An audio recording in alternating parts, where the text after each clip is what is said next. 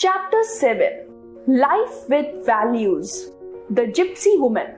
The desert sun beat down on the gypsy Lucky's caravan. Soni, his wife, sat by his side in the bullock cart, her head covered. That was a good morning's work at Pushkar. Soni, the gypsy said proudly, I have managed to buy 22 more heads of cattle at a reasonable price. I did some good business on sheep and camels too. I'm glad, though you could have bought fewer cattle, you already have more than 10,000 cattle. What would you know, Soni? I was born into this business. I grew up with it and now own it. And I am doing very well, even if I say so myself, proclaimed her husband proudly. Soni sat quietly, gently rocking to the motion of the cart. Lucky was the best cattle farmer in the area. He knew when to sell, how many heads of cattle to sell, and how much to sell them for. He was respected by all the cattle dealers at the Pushkar cattle fair. Everyone came to him for advice, but thought Soni he was a bit too proud. The sand dunes shimmered in the heat. Soni heard Lucky giving instructions to his caravan to head for the oasis. His new cattle needed to be fed and watered. The watering hole oasis was quite large. A shepherd boy had brought his flock of sheep to graze. Being thirsty after a morning's walk, he lay flat on the ground next to the still pool and began to lap up water just like one of his sheep. Soni heard her husband's booming laugh. See, that Soni, that boy was born into a shepherd's family. He will never be anything but a shepherd. Why, he even drinks water like a sheep. You are either born a successful businessman like me, or you are born a shepherd like that poor boy over there. Untrue, said Soni.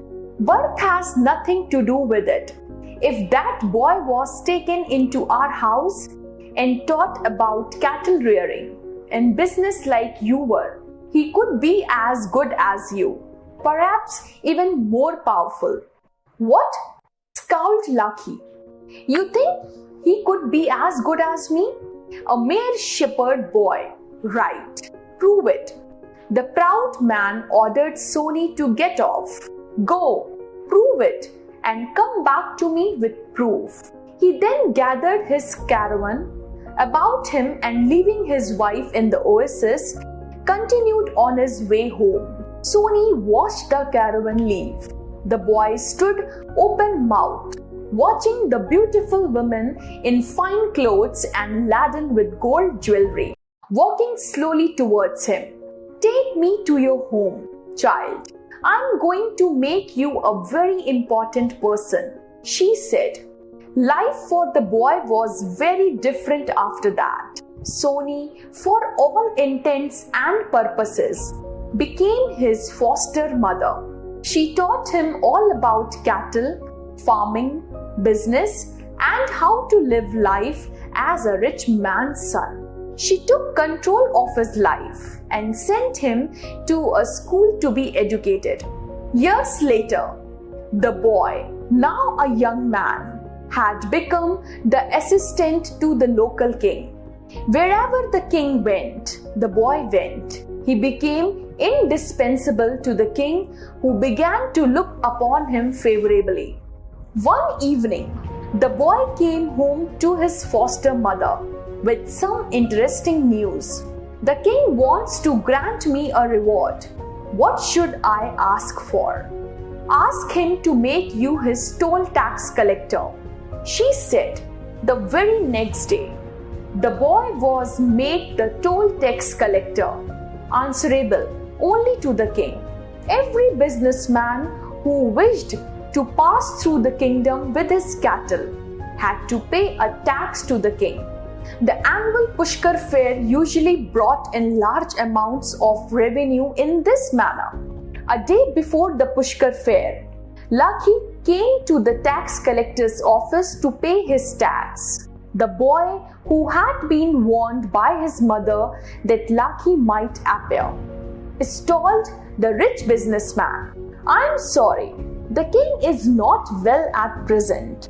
As you wish to drive a herd of 72 cattle through our kingdom, I must get permission from the king himself. Actually, only 20 cattle per owner are allowed. You will have to wait a few hours." Lucky was made to wait 3 days. Finally, he could wait no more. He was spending large amounts on fodder for his cattle and food for his men, while cooling his heels in this small kingdom. "Right," he said, storming into the tax collector's office on the third morning. "Tell me how much I have to pay, so that I can leave. The Pushkar fair will be over before you people get organized enough to tell me what the tax is." His words dried up. There, standing before him, was his beautiful Soni. "Soni, what are you doing here?" he asked in astonishment. "Living with my son," she said softly.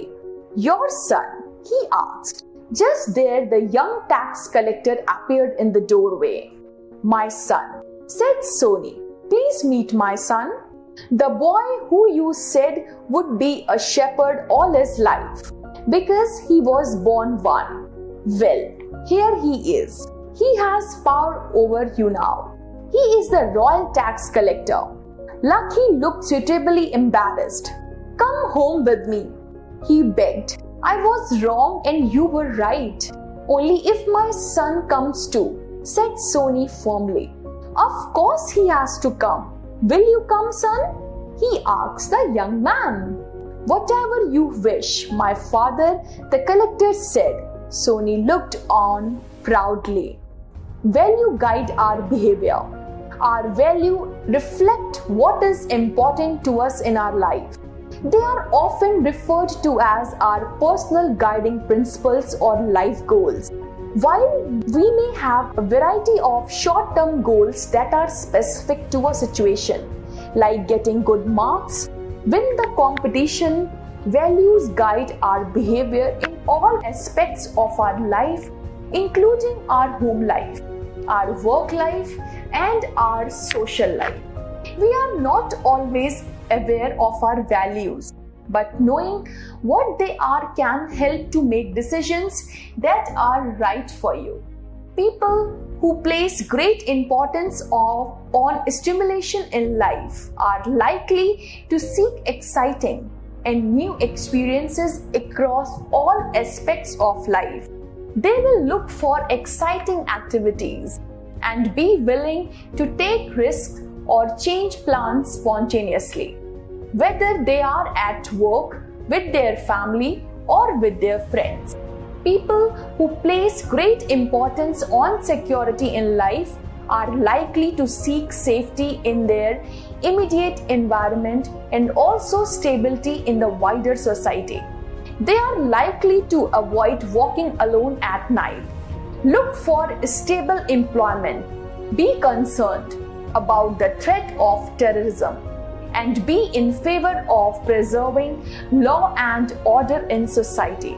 People who place great importance on exciting and new experiences will find it difficult to understand the choices of people who place greater importance on security in life and vice versa. They are likely to find it difficult to predict each other's choices, which may lead to misunderstanding, frustration, and distraction. Values are important because they can help us to predict each other's choices and can help us to avoid misunderstanding, frustration, and distraction. Understanding that other people prioritize a different set of values that guide them towards different decisions may help you better understand that their choices may be different from yours, but they might be right for them.